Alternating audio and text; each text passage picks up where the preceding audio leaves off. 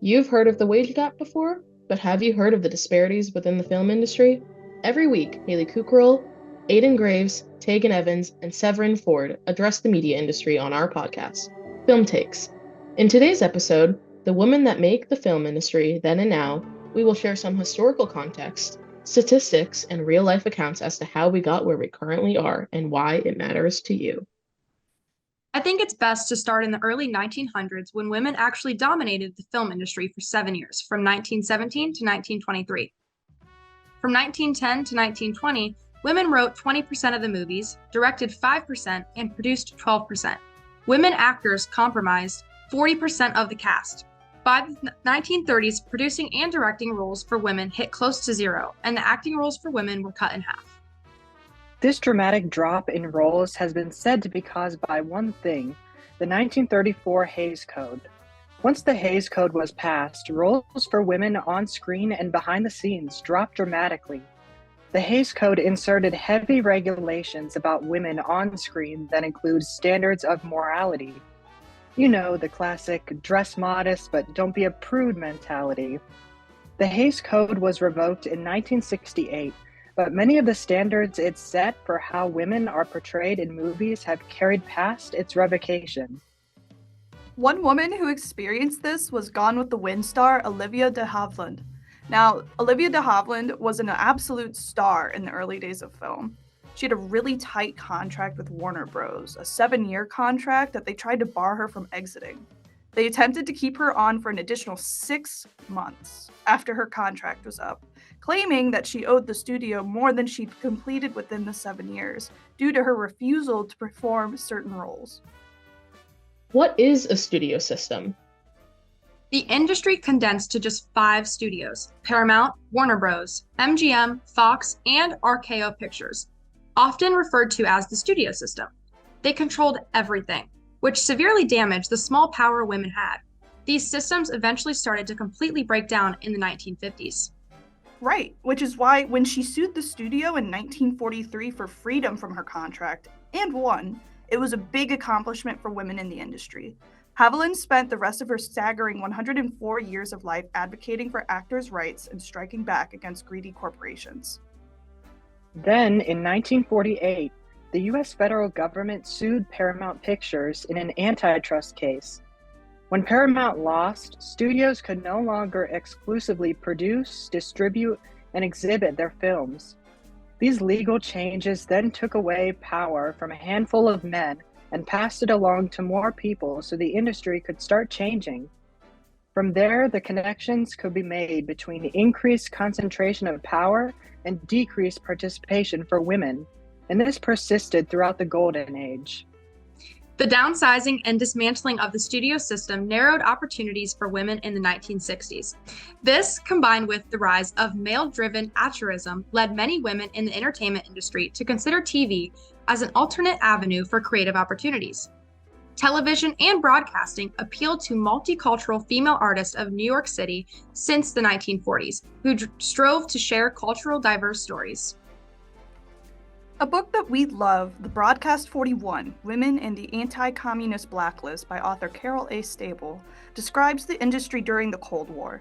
Stable, a feminist and professor at the University of Oregon, explores the experiences of women during this tumultuous period in the entertainment industry. The Cold War was a time where many prominent female artists were targeted. Most were established writers and actresses.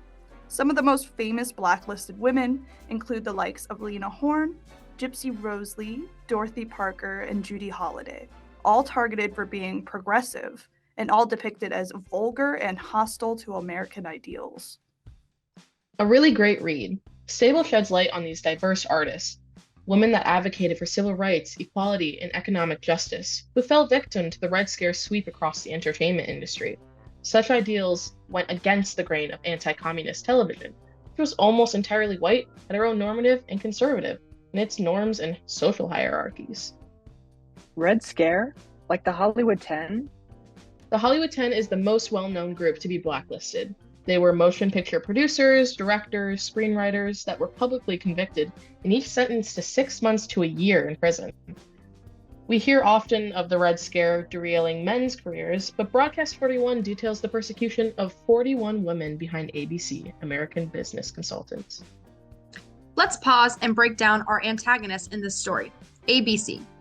These anti-communists were waging a repressive war over popular culture, attacking themes, ideas, stories, and characterizations that were tainted by their ideas of subversive influences. They were, as Stabile describes, arc white supremacists. On a mission to, in their own words, cleanse the airwaves, they aimed to preserve white male control over domestic security, promoting the spread of racism and segregation, xenophobia, and sexism. They did this by creating an extensive list of people in show business paired with their alleged subversive activities. Actions that ABC perceived as even slightly progressive put people on the list. This entertainment industry anti-communist blacklist Red Channels, the report on communist influence in radio and television, was critical in the creation of the limits that shaped the entertainment industry's common sense thinking about content and audiences. ABC profited off this list by offering to clear the slate for entertainers targeted by the list, for a fee, of course. They also threatened further retaliation to those who weren't keen on paying their way off of the Red Channel. Many women were among some of the very first artists targeted. The women of Broadcast 41 were complex and recognized that their gender didn't exist alone as an aspect of identity. Modifiers intersected with these women's identities. They were Black women, immigrant women, progressive women. And they were early proponents of the ideas that we know today of as intersectionality. But this is a sadly familiar tale of crushed creative potential, not progress. All of these factors made the woman of Broadcast 41 the perfect target for anti-communists. Communism was used as a tool through manipulation and suppression to establish oppressive representations of people of color, women, and immigrants as the norm for television and broadcast. Again, we urge our readers to check out Broadcast 41, Women and the Anti-Communist Blacklist, to learn more about these amazing women and their stories. Moving on into the 1970s, we begin to see this paradox arise. While feminist efforts led to a notable rise in the number of female directors, the institutional racism and sexism of Hollywood continued to impact them working within the industry. Old Hollywood values sought to thwart female directors' work of shrinking the gender gap. As for the rise in female directors, we have the Women's Committees of Hollywood's professional guilds to thank: the Directors Guild, SAG, and the Writers Guild. From the 1930s through the mid-1960s, only 2 women had ever had careers as Hollywood directors: Dorothy Arzner and Ida Lupino. Between 1966 and 1980, this number rose to a cumulative 17. Don't get too excited though, overall numbers are still bleak. Looking at the over 7,000 feature films made between 1949 and 1979, less than 0.2% were directed by women. The 1980s weren't much better for women behind the screen. The Academy Awards were void of any female nominations for Best Director or Best Cinematography. However, there was a cultural shift in women on the screen. The 80s were a unique time where film was used as a tool for social development, transforming the idea of what women could be. Men and women alike were experiencing women as they never had before. Typical gender stereotypes were pushed against or transformed into a thing of power to the female subject. Women were being presented as characters with independence and strength that only male characters had historically had. You know, think of Alien and its protagonist Ripley, played by the iconic Sigourney Weaver.